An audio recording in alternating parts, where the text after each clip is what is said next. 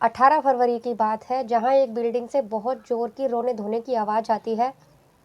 वहाँ एक 10 साल के बच्चे का किसी ने बहुत ही बुरी तरह से कत्ल कर दिया था और उसे मारा भी कोई ऐसे नहीं था, बहुत बुरी तरह मारा था। उसके सर पर ईंट से और बाकी चीज़ों से वार करा गया था।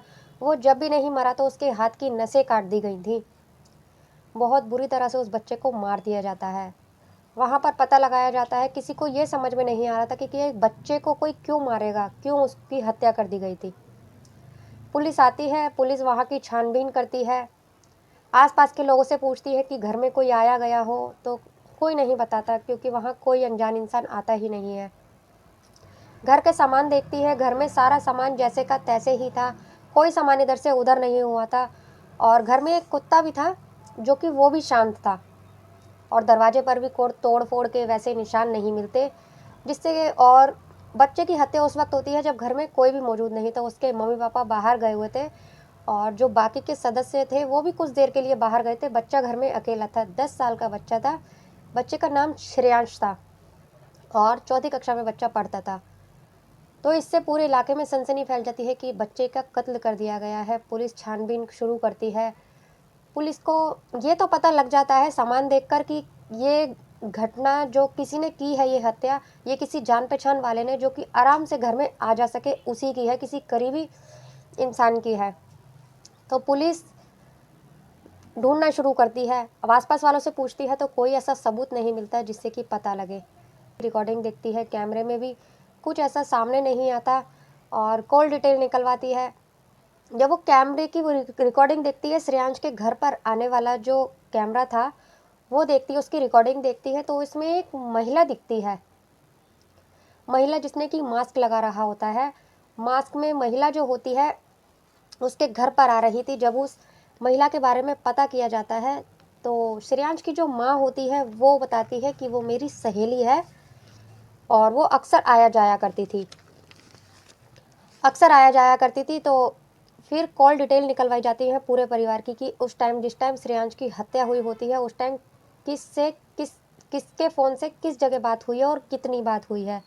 तो सबकी कॉल डिटेल निकाली जाती है, किसी के फ़ोन से कुछ पता नहीं कि माँ का नाम शांता होता है और जो उसकी सहेली होती है इशरत, उसकी सहेली का नाम इशरत होता है जो कि अक्सर आया जाया करती थी।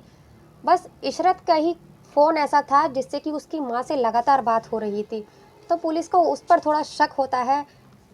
जब घर में सबकी कॉल डिटेल निकलवाते हैं तो किसी की कॉल से कुछ सीटीआर से कुछ पता नहीं चलता, लेकिन जब इशरत की कॉल डिटेल निकाली जाती है तो पता चलता है कि जिस दिन उसकी हत्या हुई है, उस दिन जब वो आई थी वहाँ, जब से 6 घंटे तक उसका फ़ोन स्विच ऑफ रहा था और जब वो वहाँ से वापस अपने घर चली गई थी, तो उसका फ़ोन ऑन हो गया था। तो इशरत को पकड़ लिया जाता है। जब इशरत से पूछताछ की जाती है कि तुमने अपना फ़ोन ऑफ़ क्यों किया था, जब वो उससे सख्ती से पूछताछ की जाती है तो वो सारी सच्चाई बताती है। वो बताती है कि शांता और उस शांता की शादी से पहले से श्रेयांश की माँ जो शांता है, उसकी शादी से पहले से ही उन दोनों की दोस्ती थी और उन दोनों का एक रिश्ता था जो कि समलैंगिक था। इस रिश्ते की वजह से उसके पति को भी जहाँ तक पता था, माँ-बाप ने ज़बरदस्ती शादी तो करवा दी थी उसकी, लेकिन वो अपनी सहेली से कभी भी इस रिश्ते को तोड़ नहीं पाई। उसके पति को भी पता था इस बारे में, लेकिन उसके पति को ये नहीं पता था कि उसकी गैर मौजूदगी में आज भी वो रिश्ता कायम है। जब भी उसके पति बाहर जाते थे, तो ये इशरत उसके घर आ जाती थी और ये लोग अपना रिश्ता बनाते थे। तो एक दिन ऐसा हुआ कि श्रेयांश ने अपनी माँ को और उनकी सहेली को, अपनी आंटी को एक साथ देख लिया था गलत अवस्था में। तो वो देखकर डर जाता है, वो डिप्रेशन में आ जाता है बच्चा। उसको देख-देख कर उसकी माँ और उसकी सहेली दोनों ही इशरत डर जाते हैं कि कहीं ये किसी के सामने मुँह ना खोल दे।